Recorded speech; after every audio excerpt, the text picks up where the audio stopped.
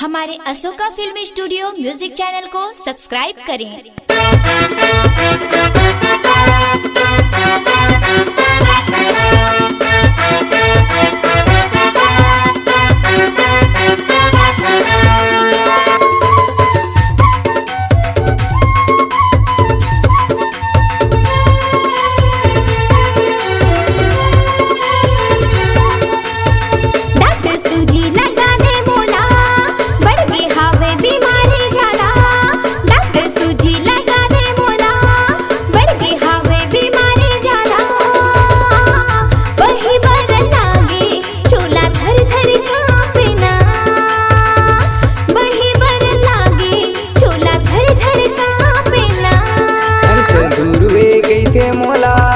संशोधन कर होता गोला संसुरवे कैथे मोला संशोधन कर होता गोला तीर मत आना गोरी सूजी मैं लगाऊं हो तीर मत आना बाई सूजी मैं लगाऊं हो।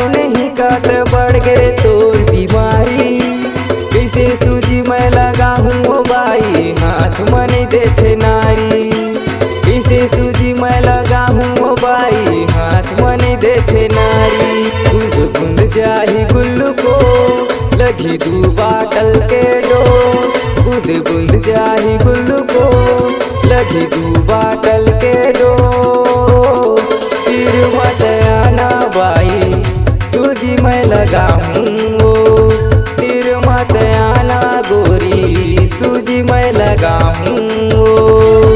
डॉक्टर सूजी लगा दे मोला बढ़ गई हमें बीमारी ज्यादा डॉक्टर सूजी लगा दे मोला बढ़ गई हमें बीमारी ज्यादा वही बर लागे चोला धर धर कांपेना वही बर लागे चोला धर धर कांपेना।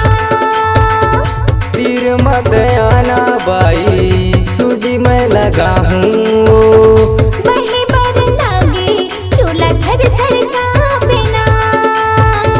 तीर मत आना गोरी सूजी मैं लगाऊं वही बर लागे चोला धर धर कांपेना।